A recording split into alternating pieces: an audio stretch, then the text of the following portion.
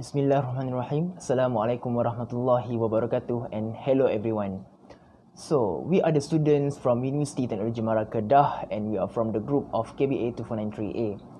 For the subject Islamic Financial Planning, we have been assigned to make a video that explains on one of the topics that we learn from our syllabus.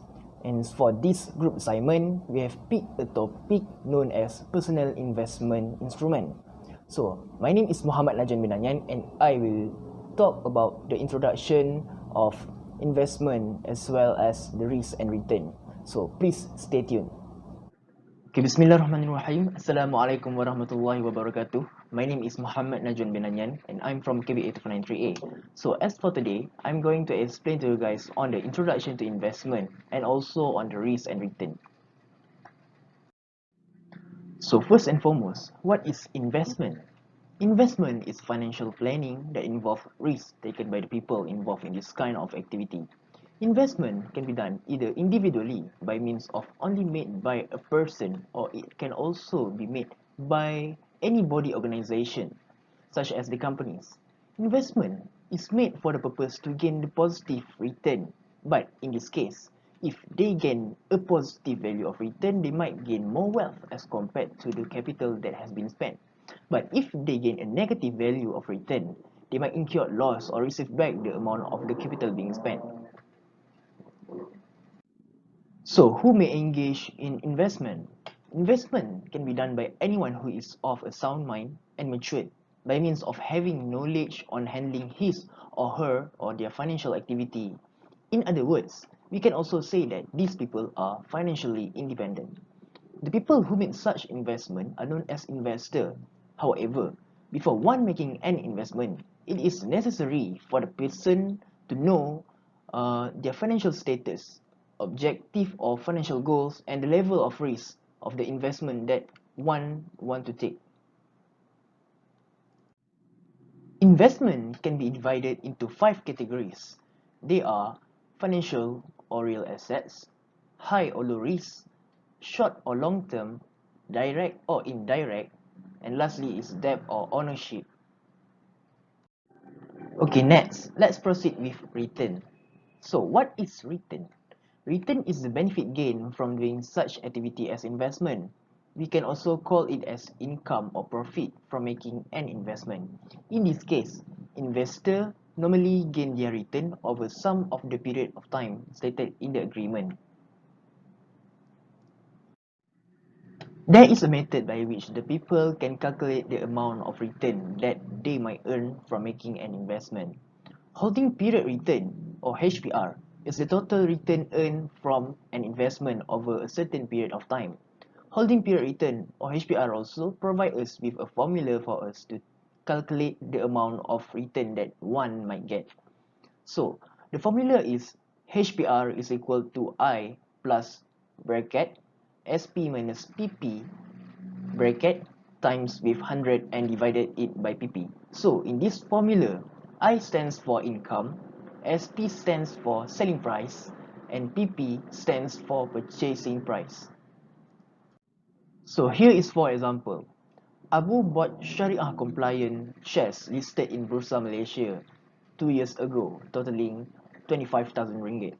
So, as what you can see here, Abu bought Sharia compliant shares. So, this 25,000 is the purchasing price. Next, the prices went up and he decided to dispose of the shares, giving him proceed of 30,000 ringgit. So, in this case, this 30,000 ringgit is considered as the selling price. And lastly, dividend totaling 2,000 ringgit. So, obviously, this 2,000 ringgit is the income. Okay, next, let's proceed with risk. So, what is risk? Risk is the chance that the actual return would differ from what is being expected. In the context of investment, it is important for the people to know that high risk constitute to high return. This means if the total variability of return increase, the risk also increase and vice versa. So that means that if the total variability decrease, the risk also decrease. So there are various kinds of risks that one might face during making an investment. So they are business risk, financial risk, purchasing power risk, liquidity risk, interest rate risk, market risk, and lastly, Sharia compliance risk. So next we will proceed on the equity investment. So please stay tuned. My friend after this will explain to you guys on this subtopic. Assalamualaikum warahmatullahi wabarakatuh. My name is Firdaus Ismail. So I'm going to continue presenting about the equity investment. So what is equity investment? So equity investment is an investment that we made by purchasing the share of the company stock in the stock market. So it also known as the common stock, and the common stock denotes an equity or the ownership the interest in the company. So the stockholder are the owner of the company, and they are entitled to the remaining asset after the claimant, and the stockholder have control of the company at least in its principle. So here is the 6 type of the common stock. So the first one, we have blue chip stock. Okay, blue chip stock usually belongs to the larger company who have a long and stable of earning paying dividend. Usually the companies such as the Apple company or the Microsoft company issue this kind of stock, okay, in the stock market. The next one is the growth stock.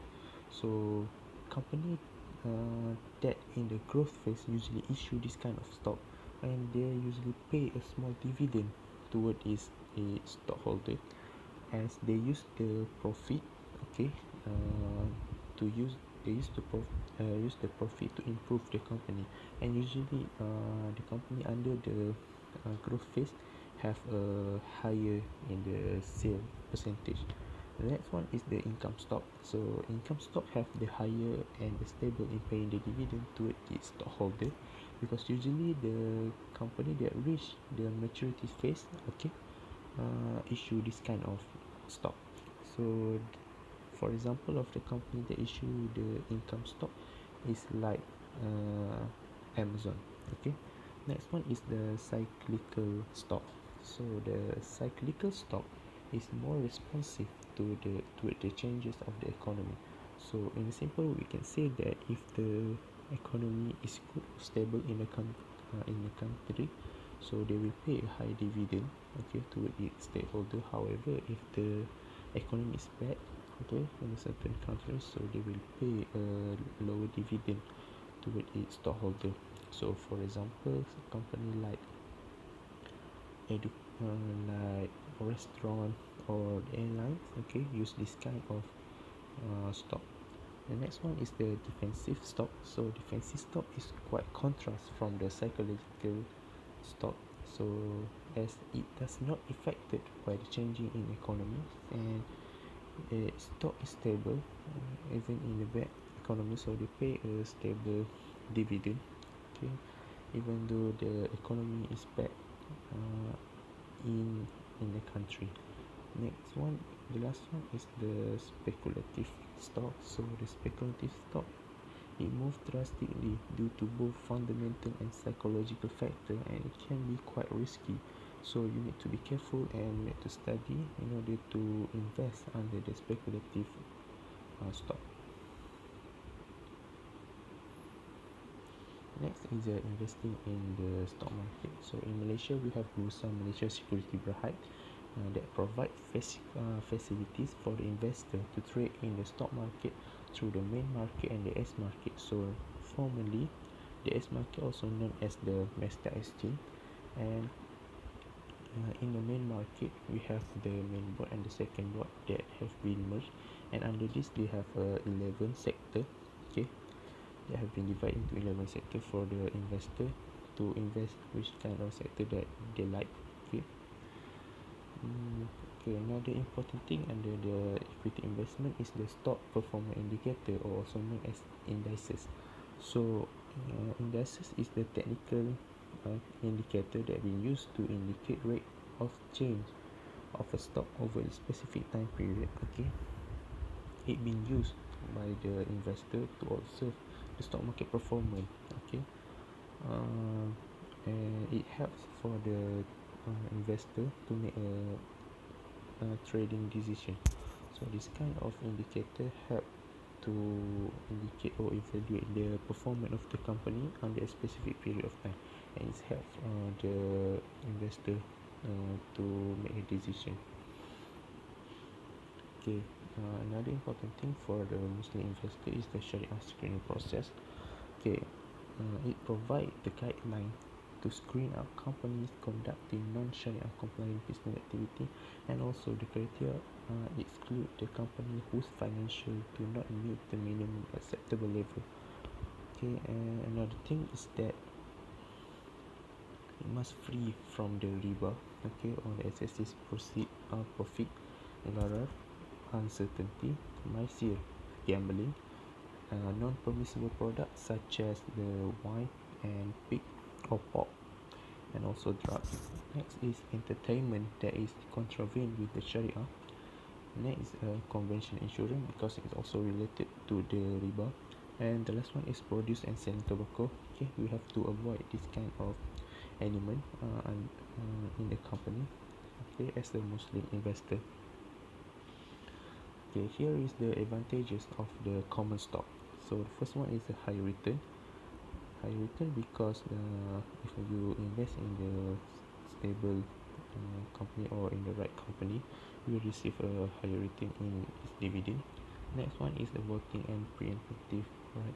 When you buy the stock in a company, you become the owner of the company, and you have the right in the voting, at least in its principle. And it's easy to trade and low transaction cost because you do it by yourself, and easy to trade because you can easily buy and sell the stock. Okay, it's high liquidity in the money, and it has variety of choices. Okay, disadvantages of the common stock. Okay, it's high risk because you don't know what will happen to the stock. Okay, in the future it can rise or it will down, can make the downfall. Okay, it's a high risky investment, and it have lower current income, and have a valuation problem. Another thing is that the common stock, okay, is it take a lot of time. Okay, you have to research about the stock itself before you making a decision. I think that's all from me. Thank you. Assalamualaikum warahmatullahi taala wabarakatuh. My name is Sheikh Muhammad Adib bin Sheikh Abdul Rahim, and I will present one of the types of personal investment, which is unit trust investment. Unit trust is defined as a collective investment scheme that pulls funds from many small investors with common objectives to be invested in the portfolio of securities managed by professional fund managers. The portfolio of securities in a unit trust comprised of equities, fixed income securities, or what we call bonds, money market instrument, investment account or fixed deposit, and any other assets as permitted by the deeds. The framework is unit holder is the investor of the fund, the fund managers responsible in managing fund by making investment decision and administer the operation of the fund, and lastly, trustee will hold the asset. All agreement and obligations of management of fund and trustee are stated in the document called a deed. Factors to be considered in selecting a unit trust funds are investment objective or policies which must be clearly stated and meet our personal objective or strategies. Second, historical performance, which is we need to look at its total returns on an annual basis, the net asset value or NAV, expense ratios, and especially the distribution of income to investor and growth rates, level of risk or the fund risk suitable to investor risk. Fourth, investment restriction, which is any minimum investment required. 5. Size of fund. Bigger funds, more accessible to more instruments. 6. Types or amount of fees. Investors need to understand the fees so that they will be left with no surprises. 7. Investment portfolio, the percentage of holdings in each kind of asset. 8.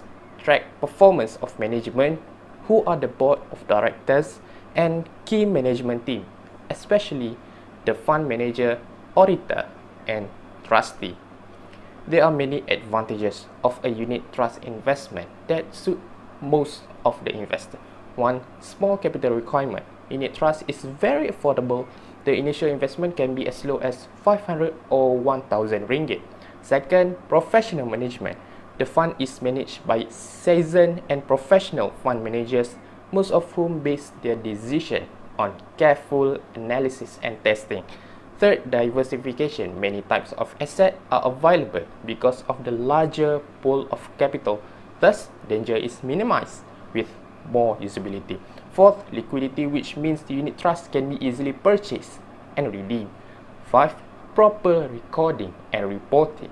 Statements and interim and annual reports are distributed to unit holders. 6. Wide choices. Various types available to suit own objective.